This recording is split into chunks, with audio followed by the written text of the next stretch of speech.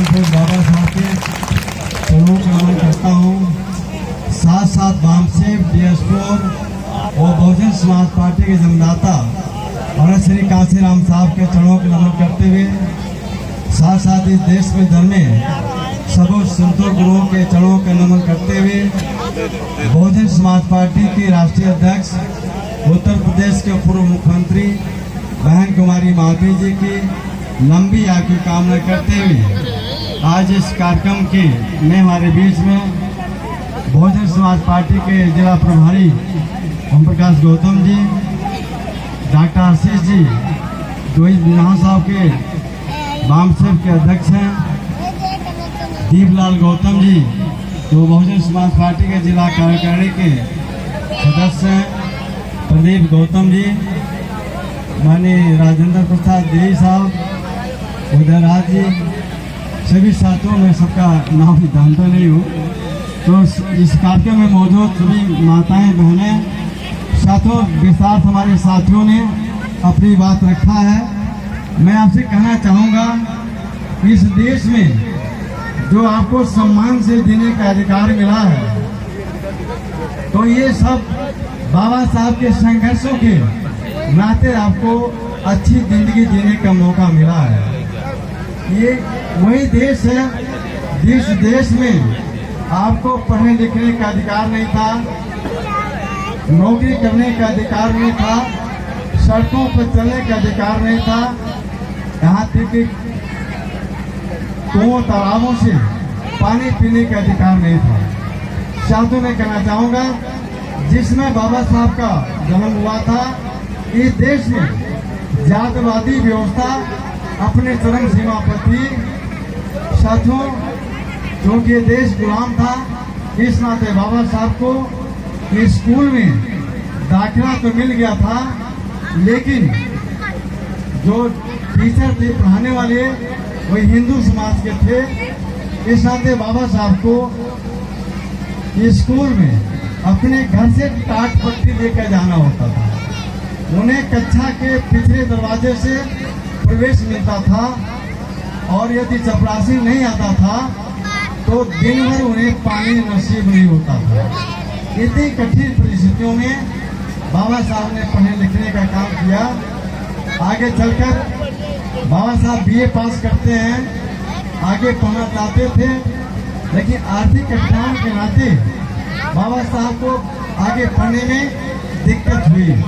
लेकिन साथियों मैं कहना चाहूँगा कुर्मी समाज में पैदा हुए शाहजी गायकवाड़ ने बाबा साहब को आर्थिक सहयोग दिया। बाबा साहब को आर्थिक सहयोग दिया और शाहजी गायकवाड़ के आर्थिक सहयोग से बाबा साहब को दुनिया के सबसे बड़े विश्वविद्यालय में पढ़ने का अवसर मिला। बाबा साहब को दुनिया के सबसे बड़े विश्वविद्यालय में पढ़ने का अवसर मिला। साथियों मैं कहना चाहूँगा लेकिन जिस समय बड़ौदा के राजा ने बाबा साहब को आर्थिक सहयोग दिया था उन्होंने एक शर्त रखी थी। उन्होंने कहा था मैं आपको विदेश में पढ़ने के लिए आर्थिक सहयोग दे रहा हूँ लेकिन इसके बदले में जब आप विदेश से पढ़कर हमारे देश आएंगे तो आपको करना पड़ेगा। साथियों मैं कहना चाहूँगा उसी शर्त के अनुसार जब बाबा साहब विदेश से पढ़कर अपने देश आते हैं ये बड़ौदा पहुँचते हैं। जैसे बाबा साहब बड़ौदा पहुँचते हैं बड़ौदा में इस बात की चर्चा होती है कि एक अछूत समाज का बेटा अधिकारी बनकर बड़ौदा आ रहा है।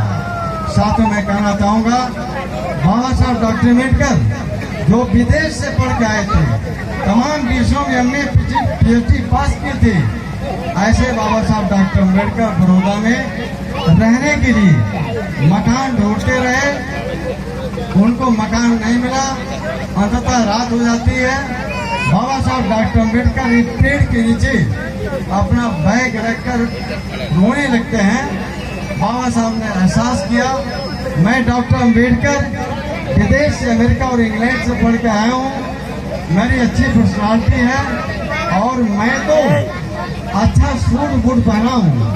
तो अब मेरे साथ इस देश के लोग ऐसा व्यवहार कर रहे हैं तो मेरा समाज जो पढ़ा लिखा नहीं है, मैला कुचैला पहनता है, उस समाज के साथ इस देश के लोग कैसा व्यवहार करते होंगे, इस बात को सोचकर बाबा साहब रोते रहे। और साथ में मैं कहना चाहूँगा, उसी दिन बाबा साहब ने प्रतिज्ञा किया, आने वाले दिनों में मैं अपने लिए नहीं, अपने परिवार के लिए नहीं, बल्कि बहुजन समाज, दलित शोषित समाज जिसका हक अधिकार छीन लिया गया है, ऐसे समाज को उसका हक अधिकार और सम्मान दिलाने के लिए मैं अपने जीवन के अंतिम सांस तक संघर्ष करूंगा। साथियों, मैं कहना चाहूंगा, बाबा साहब के संघर्षों के नाते ही आपको अच्छी जिंदगी जीने का मौका मिला है, आपको पढ़ने लिखने का अधिकार मिला है, आपको नौकरी करने का अधिकार मिला है। साथियों, मैं कहना चाहूंगा, जिसमें बाबा साहब डॉक्टर अम्बेडकर इस देश में दलित शोषित समाज को उसका हक अधिकार दिलाने के लिए संघर्ष कर रहे थे, तो उन संघर्षों के दौरान बाबा साहब ने इस बात को एहसास किया, इस बात को माना कि जिस समाज के हाथ में सत्ता की बागडोर होगी, जिस समाज के हाथ में पॉलिटिकल पावर होगा, वही समाज आगे बढ़ेगा। और साथ में मैं कहना चाहूँगा, बाबा साहब डॉक्टर अम्बेडकर अपने जीवन के अंतिम दिनों में इस देश की सत्ता को पाने के लिए वो बहुजन समाज को इकट्ठा करने की कोशिश की। उन्होंने कहा, मैंने इस देश में लोकतंत्र दिया है, मैंने आपको वोट का अधिकार दिया है।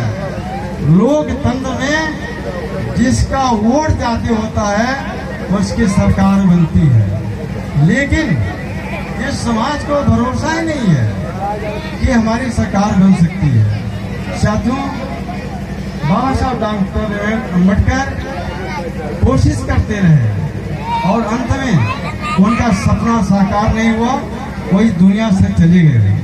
मैं साथियों कहना चाहता हूँ, बाबा साहब डॉक्टर अम्बेडकर के बाद इस देश में बाबा साहब का कारवां, उनका मिशन, उनका सपना रुक गया था। ऐसे समय में जब बाबा साहब का कारवां रुक गया था, उनका सपना टूट गया था, हमारे बीच में कांसी राम साहब के रूप में एक दूसरा मसीहा पैदा होते हैं। कांसी राम साहब क्लास 1 की नौकरी में थे। उन्होंने सोचा, इस बात का एहसास किया कि कांसी राम जैसे नौकरी करने वाले ये देश में लाखों लाख लोग हैं जो नौकरी करके अपने परिवार का पालन पोषण कर रहे हैं, लेकिन ये देश में ऐसा कोई व्यक्ति नहीं है जो अपना सब कुछ त्याग करके बाबा साहब के सपने को, बहुजन समाज की बात को बनाने के लिए काम करता हो, ऐसा कोई नजर नहीं आता है। साथ मैं कहना चाहूँगा, हमारा कांसी राम साहब ने बाबा साहब के सपने को साकार करने के लिए, बहुजन समाज की बात को बनाने के लिए अपने क्लास 1 की नौकरी से इस्तीफा दिया। जिस नौकरी को पाने के लिए आप लालायित रहते हैं, ऐसे क्लास 1 की नौकरी को कांसी राम साहब ने इस्तीफा दिया और अपनी माँ को चिट्ठी लिखा। क्या चिट्ठी लिखा? मैंने नौकरी छोड़ दिया है, आज से मैं नौकरी नहीं करूँगा, मेरा कोई शादी ब्याह नहीं होगा, मैं आज से घर नहीं जाऊँगा। साथ मैं कहना चाहूँगा, प्रतिज्ञा करना आसान होता है, उस पर चलना बड़ा कठिन होता है। साथियों, बाबा साहब को सपने को साकार करने के लिए कांसी राम साहब ने मानसिक DS4 बनाने के बाद बहुजन समाज पार्टी बनाई। कांसी राम साहब ने बहुजन समाज को, दलित शोषित समाज को उसके वोट के अधिकार की ताकत को एहसास कराया, वोट की ताकत को एहसास कराया, बहुजन समाज में भरोसा पैदा किया। जिसको बाबा साहब ने कहा, इस समाज को भरोसा ही नहीं है हमारी सरकार बन सकती है, उस समाज में कांसी राम साहब ने भरोसा पैदा किया और कांशीराम साहब के जीवन काल में ही बहुजन समाज पार्टी की एक बार नहीं 4-4 बार सरकार बनी कि नहीं बनी। तो साथियों में कहना चाहूंगा, बाबा साहब ने कहा था ये बहुजन समाज के लोगों, हमारी जो समस्याएं हैं, जो प्रॉब्लम है, उसका हल कहाँ है? राजनीति में। हमारी समस्याएं सामाजिक हैं, आर्थिक हैं, उसका हल राजनीति में है। बिना सत्ता पाए हुए आपकी समस्याओं का समाधान नहीं हो सकता है, ये बाबा साहब डॉक्टर अम्बेडकर ने कहा था। और साथ ही मैं कहना चाहूँगा, आपने अपने जीवन काल में कांग्रेस पार्टी को, भारतीय जनता पार्टी को, तमाम सरकार को आपको देखने परखने और समझने का मौका मिला है। और बहन माती सरकार को भी आपको देखने परखने समझने का मौका मिला है। मैं इतना ही कहना चाहूँगा, ये बहुजन समाज के लोगों, बहुजन समाज की बात, दलित समाज की बात कहीं बन सकती है, बहन मावती बनाएंगी, दूसरा कोई नहीं बनाने वाला है। इस नाते साथियों, बाबा साहब के संघर्षों से, कांशीराम साहब के संघर्षों से सबक लेकर, उनसे सीख लेकर हमें ये देश की सत्ता को प्राप्त करना होगा, इस देश की सत्ता को प्राप्त करना होगा।